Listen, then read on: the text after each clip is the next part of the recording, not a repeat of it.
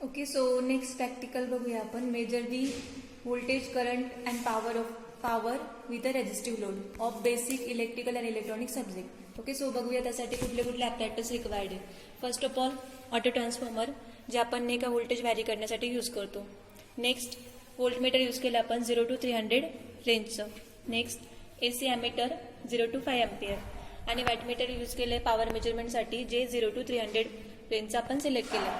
आणि नेक्स्ट ही lamp load bank, जो आपण ॲज अ रेझिस्टिव्ह लोड म्हणून यूज करणार आहोत. ओके, सो सर्किट डायग्राम बघूया आपण या प्रॅक्टिकलसाठी. फर्स्ट ऑफ ऑल आपण काय केलं आहे, 230 volt single phase 50 hertz supply दिला आहे ऑटो ट्रान्सफॉर्मरला. ओके, ऑटो ट्रान्सफॉर्मरचं फेज कनेक्शन जातं आहे व्होल्टमीटरच्या कॉमनला.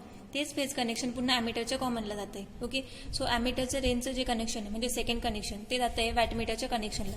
त्याच्यामध्ये ॲमीटरचं सेकंड कनेक्शन जातं आहे M कनेक्शनला. M means main. Okay, then MC आपण शॉर्ट केला आहे. ओके, देन नेक्स्ट आहे वॅटमीटरचं L connection. Okay, load connection जातं आहे लोडच्या फर्स्ट टर्मिनलला. आणि वॅटमीटरचं V कनेक्शन जाते म्हणजे आपली रेंजचं कनेक्शन जाते इकडे व्होल्टमीटरच्या रेंजला. ओके, तसंच सर्किट कंप्लीट करण्यासाठी आपण लोडचं जे अदर कनेक्शन सेकंड कनेक्शन बाकी होतं ते पुन्हा काय करतोय, व्होल्टमीटरच्या रेंजला सिलेक्ट करतोय आणि व्होल्टमीटरपासून ऑटो ट्रान्सफॉर्मरच्या निगेटिव्ह टर्मिनलला. ही झाली circuit diagram. Okay, so as per दी सर्किट डायग्राम आपण नाही का कनेक्शन चेक करूया. फर्स्ट ऑफ ऑल काय केलं आपण, ऑटो ट्रान्सफॉर्मरच्या अक्रॉस आपण व्होल्टमीटर कनेक्ट केलंय. सो काय करणार, फेजचं कनेक्शन व्होल्टमीटरच्या कॉमनला आणि न्यूट्रलचं कनेक्शन जातं आहे व्होल्टमीटरच्या रेंजला. म्हणजे तो काय झाला, व्होल्टमीटर त्याच्या अक्रॉस कनेक्ट झाला. ओके, नेक्स्ट काय करणार आहे आपण, ॲमीटर सिरीजमध्ये कनेक्ट करतोय. त्यासाठी काय करणार, व्होल्टमीटरचं कॉमन कनेक्शन घेणार जे ॲमीटरच्या कॉमन कनेक्शनला जातं आहे. ओके, नेक्स्ट ॲमीटरचं जे रेंजचं कनेक्शन आहे, जो आपण 5 अँपियरचं सिलेक्ट केलं आहे, त्या रेंजचं कनेक्शन जातं आहे वॅटमीटरच्या M पॉईंटला. ओके, नेक्स्ट काय केलं आपण, M आणि कॉमन पॉईंट म्हणजे आपला MC आपण शॉर्ट केला आहे, जसं डायग्राममध्ये आपण बघितलं होतं. ओके, नेक्स्ट काय केलं आपण, 300 वोल्ट रेंजचं वॅटमीटर सिलेक्ट केलं. इथे 300 वोल्ट दिसतंय. ओके, सो 300 वोल्ट रेंजचं कनेक्शन घेतलं वॅटमीटरचं. ते जातं आहे लोडच्या पॉझिटिव्ह टर्मिनलला, ते जातं आहे निगेटिव्ह टर्मिनलला. ओके, आणि नेक्स्ट आहे आपलं वॅटमीटरचं Lचं कनेक्शन जातं आहे लोडच्या पॉझिटिव्ह कनेक्शनला, रेड कलरची वायर. ओके, हे झालं कनेक्शन. सो ऑब्झर्वेशन टेबलमध्ये आपल्याला व्होल्टेज, करंट आणि पॉवर मेजर करायची. आता आपण कॉमन व्होल्टेज अप्लाय करणार आहे, जे आपण 220 वोल्ट घेतलं. ओके, त्यानंतर आपण करंट आणि पॉवर आपण मेजर करणार with the help of ammeter आणि वॅटमीटर रिस्पेक्टिव्हली. ओके, त्याच्यामध्ये काय करणार आहे आपण, ॲज पर दी लोड आपण काय करणार आहे, 1/1 लॅम्प इन्क्रीज करणार आहे. त्यानुसार करंट आणि पॉवर आपण मेजर करणार आहे.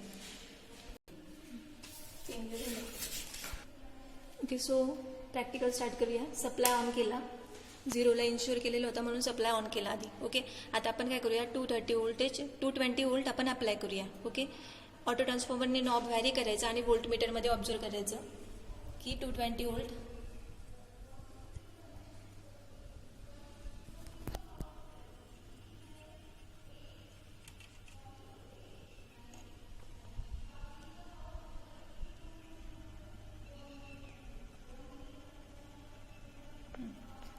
ॲक्युरेट 220 वोल्ट आले. ओके, सो आता आपण नेक्स्ट लॅम्प लोडमधला फर्स्ट लॅम्प ऑन करूया.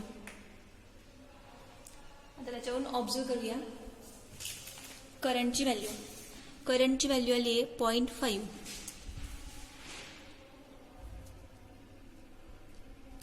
Then wattmeter.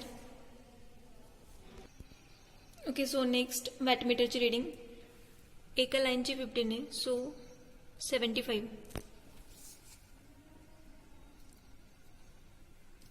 Okay, next reading, lamp 2 on केला, करंटची रिडिंग आहे 1.5.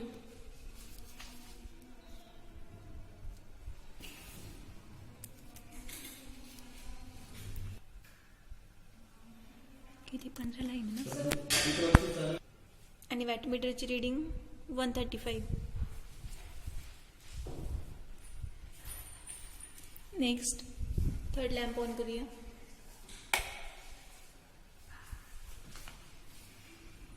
ॲमीटरची रिडिंग आहे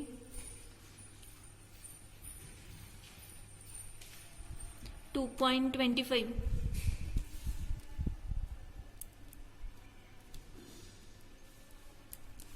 अँड वॅटमीटर. ओके, सो वॅटमीटरची रेडिंग आहे 270 watt. Okay, so with the help of resistive load आपण voltage, current and power measure केली. Thank you.